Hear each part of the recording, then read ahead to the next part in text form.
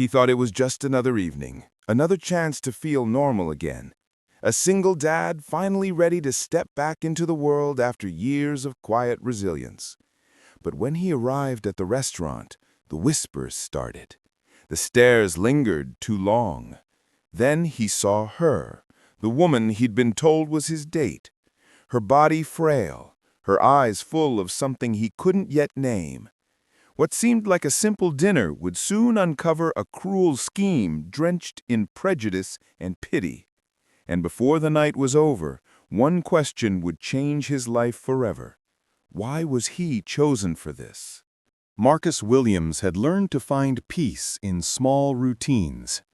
Early breakfasts with his son, long shifts at the auto shop, and quiet nights where laughter filled the tiny apartment they called home.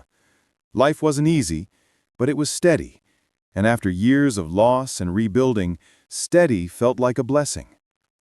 When his coworker convinced him to try dating again, Marcus almost laughed it off. Love wasn't something he expected anymore. Still, after endless nights of loneliness, he agreed to one date, just dinner, nothing serious. He ironed his best shirt, checked on his son's homework, and promised he'd be back before bedtime. But as he locked the door and stepped into the evening breeze, a feeling he couldn't name settled in his chest. Like destiny was waiting to remind him that some wounds in the world go far deeper than one man's heartbreak. Rising action. Marcus pulled into the restaurant parking lot 5 minutes early, rehearsing polite conversation in his head. It was a small, family-owned place on the edge of town, warm lights, quiet music. Nothing fancy, but nice enough to make him feel nervous. He waited near the door, watching couples laugh and waiters glide between tables. But something felt off. Conversations near the entrance hushed when he walked in. A hostess glanced at him, whispered to another woman, and looked away quickly. He told himself it was his imagination. He'd learned long ago to ignore those tiny, cutting moments, the ones that tried to remind him he didn't quite belong. But then his phone buzzed, a message from his coworker. "You're going to thank me later, bro." No name, no photo, just that. Minutes passed before a woman was wheeled through the door, a young black woman with striking eyes, her movements slow, her hands forming careful gestures Marcus didn't understand. The hostess led her to him, smiling too brightly, announcing, "Your date is here." For a heartbeat, Marcus stood frozen. No one had told him she was deaf or paralyzed. He quickly composed himself, pulling out her chair, trying to mask his confusion behind warmth. But around them, the air felt heavy. Eyes turned toward their table, curiosity mingling with something uglier.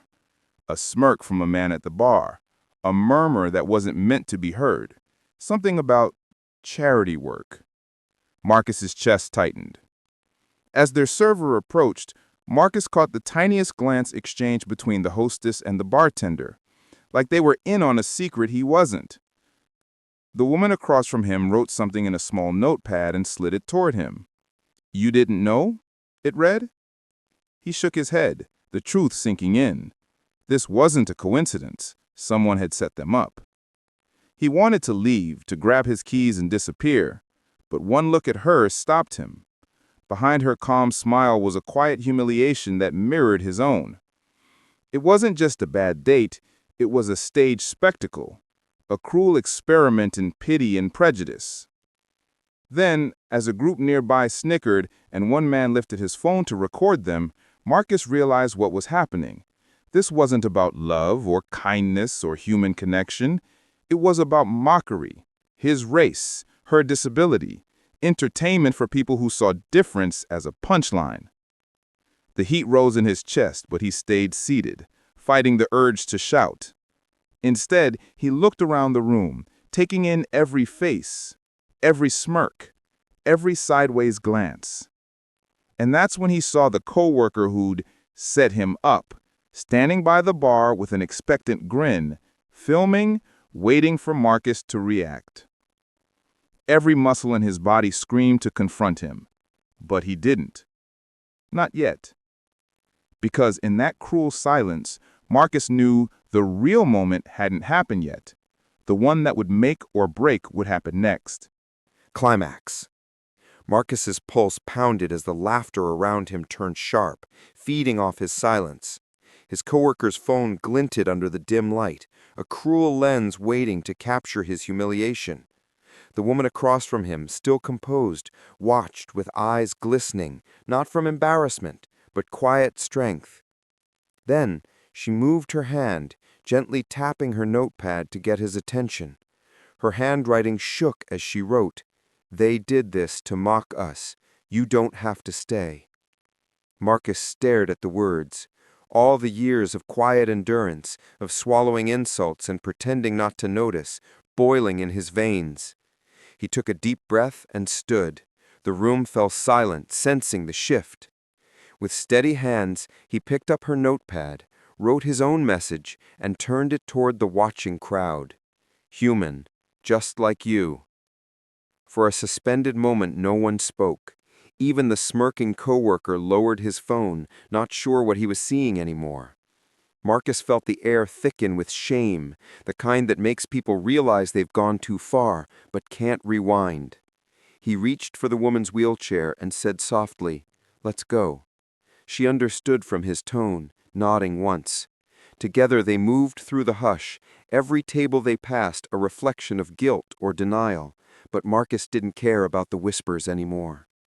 As they reached the door, the manager hurried from behind the counter, stammering an apology that tripped over excuses.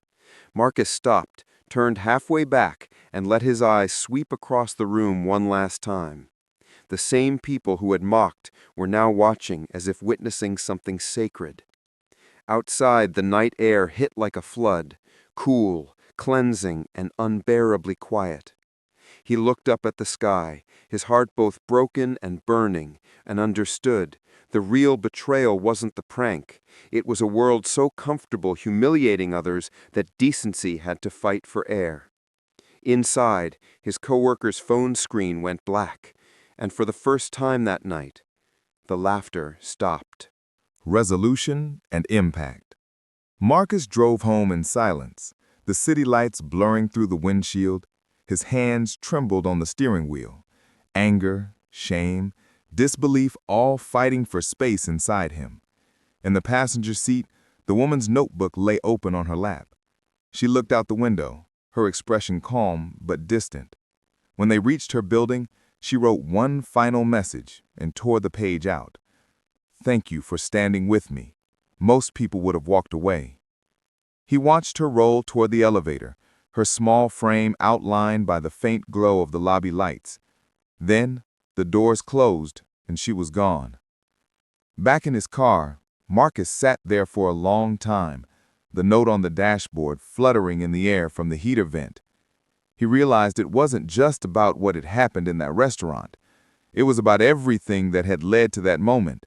The quiet judgments, the cruel jokes people called harmless, the endless justifications for disrespect. One evening meant to humiliate had instead exposed something larger, a mirror held up to a society that still decides who deserves dignity and who does not. Marcus knew he couldn't change every mind that laughed at him, but he could teach his son to never be part of that laughter. In the end, he didn't post about it, didn't call the news, didn't seek revenge. He chose something harder, to keep showing up, to keep living with decency in a world that too often forgets what that means. Because racism isn't always loud. Sometimes it's a whisper behind laughter, a phone raised at the wrong moment, a silence that lets cruelty grow. And the only way it ends is if we finally stop pretending not to see it.